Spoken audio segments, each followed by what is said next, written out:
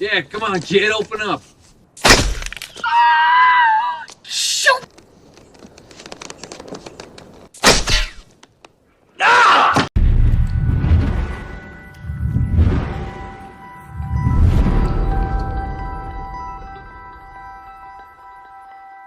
Halo para pecinta film bajakan, bagaimana kabarnya? Apakah masih menjadi beban orang tua seperti saya? Intinya teruslah jangan semangat dan tetap putus asa, oke? Baiklah, saya Maman di sini akan menceritakan sebuah alur cerita film untuk kalian semua yang berjudul Home Alone season pertama yang dirilis pada tahun 1990.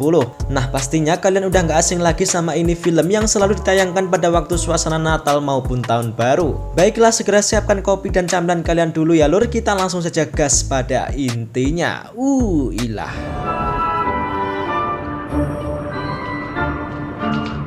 Young lady, excuse me, girls, big fella, hey, little guy. Di awal film kita diperlihatkan dengan betapa sibuknya suasana di rumah keluarga besar pasangan Peter McAllister dan Kate McAllister. Ada pula salah satu anggota kepolisian yang bernama Harry sedang melakukan pengawasan. Namun ia dikacangin sama keluarga besar Peter karena memang lagi pada sibuk. Di situ anak-anak sedang disibukkan dengan aktivitasnya masing-masing, di mana mereka mengemasi perlengkapannya ke dalam koper untuk persiapan pergi liburan ke kota Paris pada esok hari. Selain liburan di kota Paris nantinya mereka sekaligus mengunjungi saudara mereka yang bernama Paman Rob. Are your parents home? Yeah? Do they live here? No. How are your kids doing, huh? Good? Nah, BTW di sini kenapa anak-anak di rumah ini begitu sangat banyak? Para bocil ini bukan hanya anak dari Peter dan Kate saja, melainkan ada juga anak dari pasangan lain yakni Paman Frank dan Bibi Leslie. Salah satu anak dari Peter yakni Kevin, ia mengaku jika malam ini tak ingin tidur satu kamar dengan saudaranya yang bernama Fuller, yakni anaknya Paman Frank, karena Fuller ini sering mengompol di kasur. When I grow up and get married, I'm living alone. Lalu Kevin pergi ke kamar kakaknya yaitu si Bus, yang mana di situ juga ada saudaranya yang bernama Rod. Di situ Kevin bilang jika ia malam ini ingin tidur di kamar Bus. Karena Bus ini kakak yang sedikit resek, ia pun menolak Kevin untuk tidur di kamarnya. Dan tiba-tiba mereka bertiga mendengar suara dari luar. Ketika mereka bertiga intip dari balik jendela, ternyata terlihat ada seorang kakek tua yang sedang membersihkan salju di halaman rumahnya. Di situ, Bus menceritakan cerita-cerita fiktif yang mengerikan tentang si kakek itu, yang membuat Kevin dan Rod merasa ketakutan. Ya maklum namanya juga masih bocil, jika mendengar cerita seperti itu pasti percaya-percaya saja. Every night, salting the sidewalks. Look out! Tak lama kemudian datanglah kurir pengantar pizza yang datang ke rumah Kevin. Pesanan pizza yang bertumpuk-tumpuk itu sebagai makan malam keluarga besar McAllister. Namun lagi-lagi, si kurir pizza harus dikacangin oleh keluarga besar McAllister. Dan akhirnya secara tak sengaja Peter McAllister turun dari lantai 2 lalu menemui kurir pizza itu sekaligus Harry si polisi. Di situ Harry hanya mengatakan jika dirinya bertugas sebagai petugas keamanan saja untuk mencegah dari aksi perampokan karena akan banyak rumah yang ditinggal penghuninya selama liburan akhir tahun kali ini. Come on, Dad. Let's see. Hey, no. Di saat keluarga besar McAllister sedang menikmati makan malamnya, di situ Kevin merasa marah dengan Bus karena Bus telah memakan pizza keju favorit Kevin yang menyebabkan kegaduhan pun terjadi.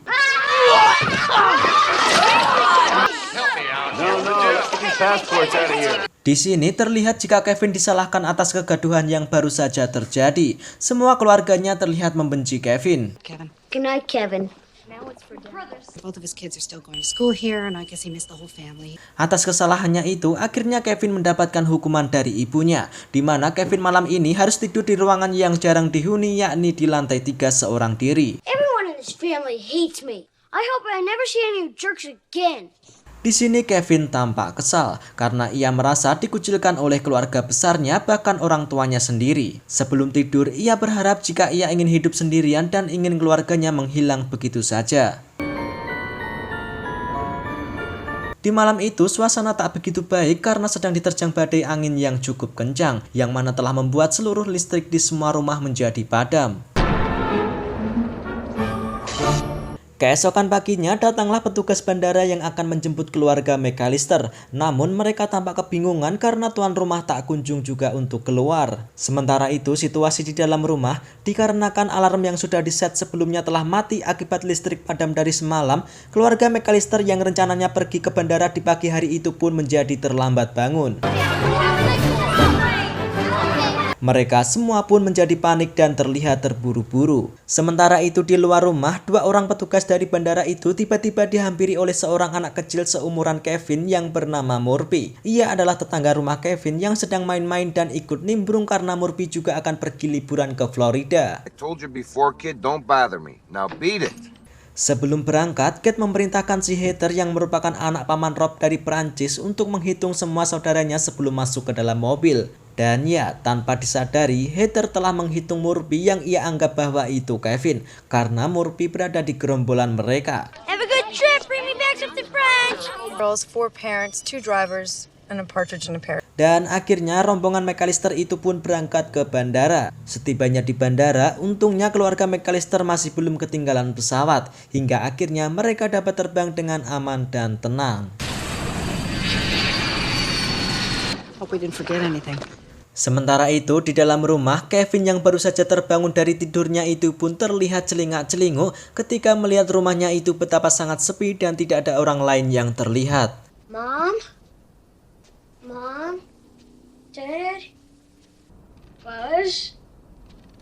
Seluruh seisi rumah telah Kevin periksa. Ketika Kevin memeriksa garasi mobil di luar rumah, ia mengira bahwa keluarganya masih belum pergi karena mobilnya masih terparkir di garasi. Ia begitu tampak kebingungan dan merenung. Tiba-tiba Kevin teringat dengan harapannya kemarin bahwa ia ingin keluarganya menghilang karena ia begitu kesal dengan keluarganya. Kevin menganggap jika harapannya itu telah terkabulkan, yang mana itu justru membuatnya merasa bahagia dan bebas. I made my family disappear. Setelah itu, Kevin bisa merasa bebas mengacak-ngacak seluruh isi rumah dan juga mengambil beberapa mainan milik kakaknya yakni si Buzz.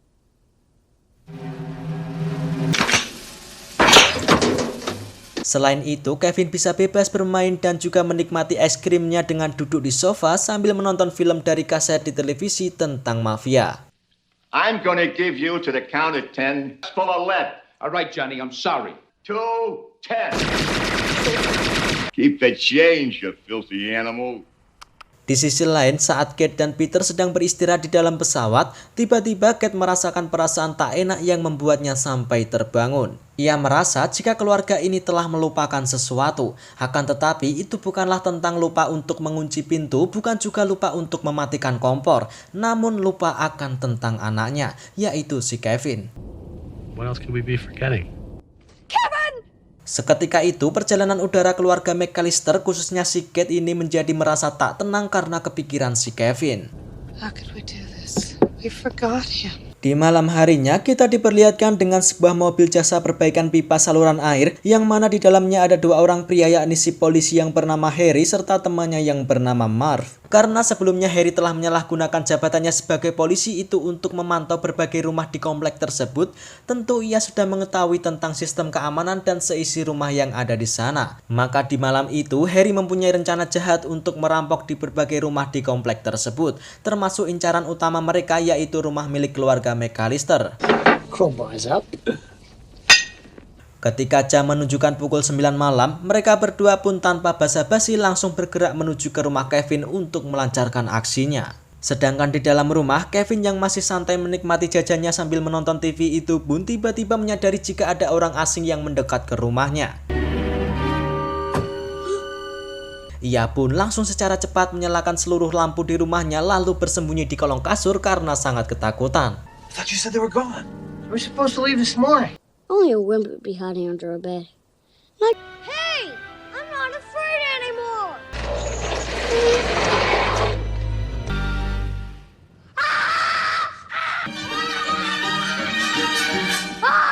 Di sisi lain, keluarga McAllister yang sudah tiba di bandara Perancis itu pun dengan cepat mereka langsung berusaha untuk menghubungi polisi di Chicago dan tetangga rumahnya melalui telepon umum di bandara. Yang awalnya si polisi ini tampak tak serius menanggapi laporan dari Kate, akhirnya mereka mengirimkan 2 orang petugas polisi untuk memeriksa keadaan di rumah Kevin. Namun alhasil polisi tak menemukan apa-apa karena memang Kevin yang ada di dalam rumah sedang bersembunyi karena masih ketakutan. There's no one home. The house looks secure. Lalu sembari menunggu informasi lebih lanjut, Kate akan tinggal di bandara sambil menunggu adanya tiket batalan dari penumpang lain yang akan menuju kembali ke Amerika. Sedangkan Peter dan anak-anaknya serta sepupunya akan beristirahat di sebuah penginapan dan meninggalkan Kate sendirian di bandara. Please come home for Christmas.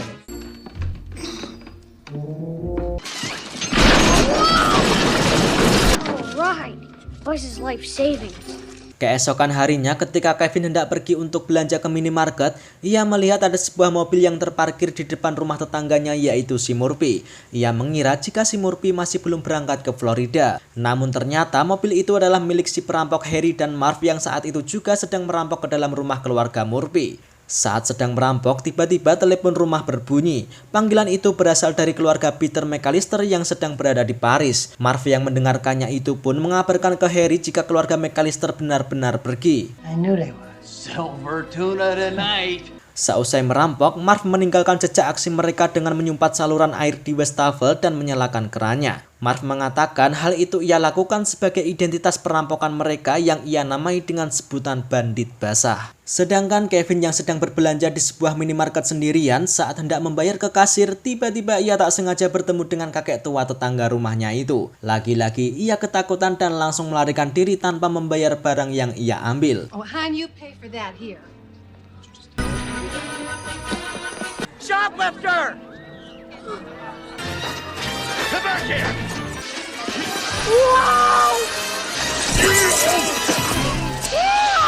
Ketika Kevin berjalan pulang sampai di area komplek rumah, secara kebetulan Kevin hampir tertabrak mobil van milik duo kampret si bandit basah. Kevin yang masih ingat dengan Harry karena ia mengenalinya dari gigi emas milik Harry itu pun langsung bergegas pergi. Namun Harry yang merasa ada yang janggal dari perilaku Kevin itu pun langsung mengikutinya.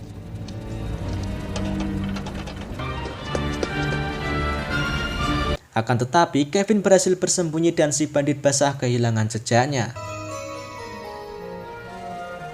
When those guys come back, I'll be ready. Di malam harinya saat si bandit basah kembali ke rumah Kevin untuk merampok, lagi-lagi mereka dibuat kebingungan karena di dalam rumah itu tampak adanya aktivitas beberapa orang yang begitu ramai. Ternyata itu adalah ulah dari Kevin yang sengaja membuat manekin orang-orangan untuk mengusir mereka. We better get out of here before somebody sees us. Tak lama kemudian datanglah kurir pengantar pizza yang biasanya, yang kali ini mengantarkan pizza pesanan untuk Kevin seorang diri. Kevin mengarahkan kurir pizza itu agar diantar lewat pintu belakang. Namun ternyata Kevin mengerjai kurir pizza itu dengan rekaman film mafia yang Kevin setel di hari kemarin. Keep the change, you filthy animal. I'm gonna give you to the count of 10. 10.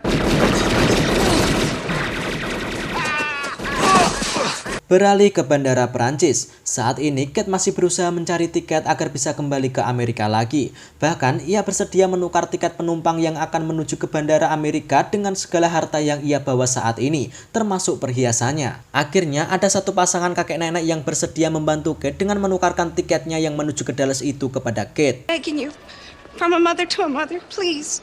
Alright. Keesokan harinya, Kevin pergi berbelanja ke minimarket untuk membeli beberapa kebutuhan lainnya seperti makanan, sabun, dan mainan. It was in the paper this morning. Ketika sudah tiba di rumah, Kevin langsung membereskan rumahnya dengan mencuci baju dan mencuci piring. Sementara itu, situasi di luar rumah, tampaknya duo kampret bandit basah itu pun masih belum merasa puas. Harry merasa jika rumah Kevin itu seharusnya sudah tidak ada lagi orang di dalamnya. Akhirnya, ia memerintahkan Marv untuk memeriksa lagi rumah tersebut untuk memastikan apakah memang benar-benar kosong. Ketika Marv mencoba cek melalui pintu belakang, Kevin yang menyadari kedatangan Marv itu pun langsung bersiaga kembali. Lalu ia mengerjai Marv dengan memutarkan kaset CD film mafia favoritnya beserta menyalakan petasan agar terlihat seperti nyata. Yellow, no good keister off my property. 10.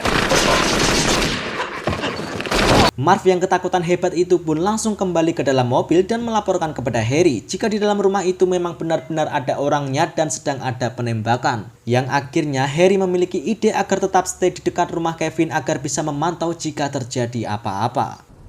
That's a good idea. Saat ini di Bandara Dallas, Kate yang sudah tiba di bandara itu pun masih tampak emosi kepada petugas tiket ketika mengetahui jika tiket pesawat yang menuju ke arah Chicago sudah penuh atau tidak tersedia lagi. Ya, ini dikarenakan orang-orang memang pada pergi berlibur saat Natal dan libur akhir tahun. Namun tiba-tiba di belakang Kate ada seorang pria berjaket kuning yang menghampirinya. Ia bernama Gus Polinski. Ia merupakan seorang musisi. Di situ si Gus menawarkan bantuan kepada Kate untuk memberinya tumpangan via transportasi darat bersamaan dengan personil grup musiknya si Gus. Karena mereka kebetulan akan menuju ke Milwaukee, yang mana rute mereka tentu akan melewati Chicago.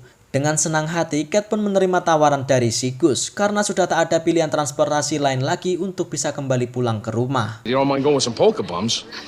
No, I'd love to.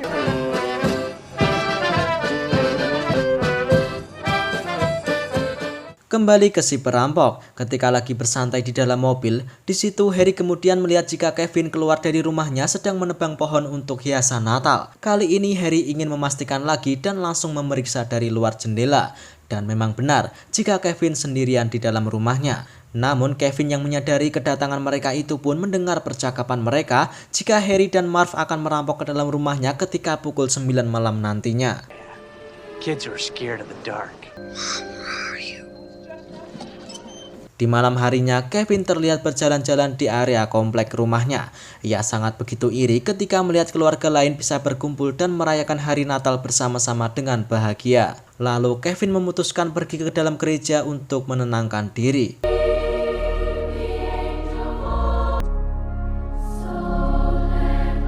Namun betapa terkejutnya si Kevin ketika melihat ternyata di dalam gereja itu juga hadir pula si kakek tua yang ia takuti. Lalu si kakek tua itu menghampiri si Kevin.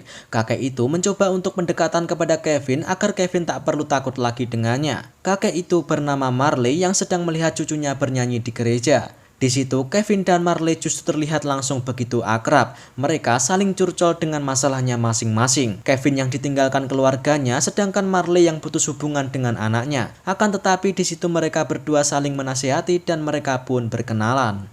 My point is, you should call your son. I was talking to you. Merry Christmas. Merry Christmas. Ketika melihat bahwa waktu sudah menunjukkan hampir pukul 9 malam, kemudian Kevin pun bergegas pulang ke rumah dan ia bertekad akan menjaga rumahnya dari dua perampok kampret tersebut, yang mana ia kemudian langsung membuat skema jebakan untuk mengerjai Harry dan Marv.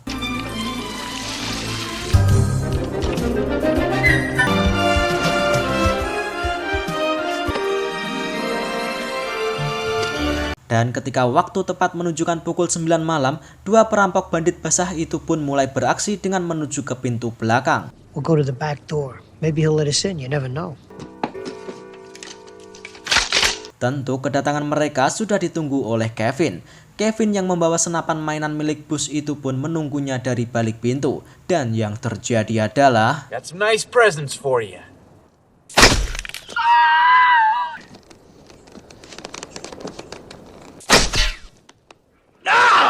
Harry dan Marv masih mencoba masuk dengan cara berpencar. Kali ini Harry melalui pintu depan, sedangkan Marv melalui pintu gudang di belakang.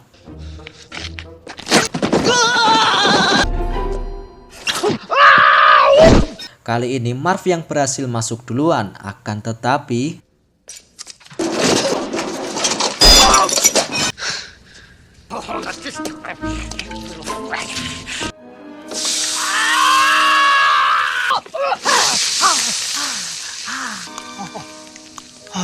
Disusul Harry yang berhasil masuk ke dalam, namun dalam keadaan rambutnya habis karena terbakar.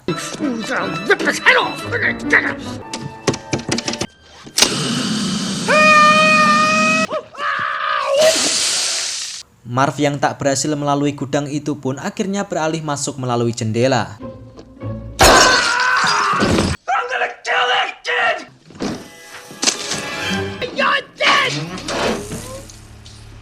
Akhirnya kedua perampok itu pun berhasil masuk ke dalam rumah, namun dalam keadaan burik dan bonyok-bonyok. You guys give up, or you're thirsty for more? Heads up! Get him for you! Di saat Kevin hampir tertangkap, Kevin berhasil meraih hewan tarantula milik Bus yang lepas.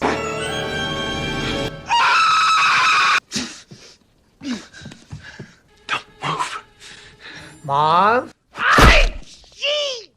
Lagi-lagi di sini Kevin berhasil melarikan diri. Ia pun langsung menghubungi 911 untuk meminta bantuan. Lalu Kevin langsung pindah ke rumah kayu yang ada di sebuah pohon menggunakan flying fox buatannya.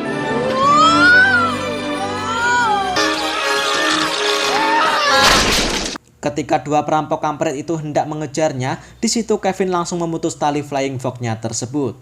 Hey guys, check this out. Setelah berhasil lolos lagi, Kevin pun akhirnya pergi ke rumah Murphy karena polisi sebentar lagi akan datang menuju ke rumah Murphy. Namun di sini Harry yang menyadari jika Kevin akan menjebaknya lagi. Akhirnya di sini Kevin pun berhasil tertangkap oleh dua perampok itu. Namun tiba-tiba With a paint can, maybe. Or shove a nail through his foot. polisi datang dan berhasil menangkap perampok yang selama ini mereka cari, yakni yang selalu meninggalkan keran air terbuka dengan wastafel yang tersumbat. Here's your third, pal! Come on. Your troubles will be allowed. And Keesokan harinya, Kate akhirnya berhasil tiba pulang ke rumahnya dengan keadaan selamat. Ia pun langsung menemui anaknya yaitu si Kevin.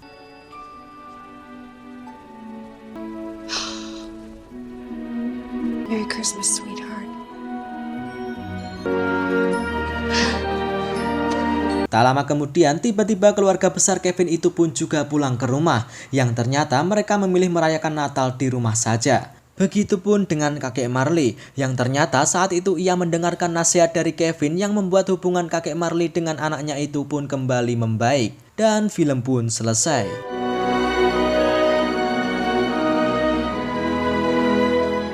Oke, jadi begitulah teman-teman untuk alur film Home Alone kali ini. Film yang tak pernah terlupakan dan cocok ditonton ketika vibes di saat hari Natal maupun Tahun Baru. Terima kasih yang sudah menonton. Jangan lupa untuk tetap jaga kesehatan kalian ya lur. Sampai jumpa di video berikutnya.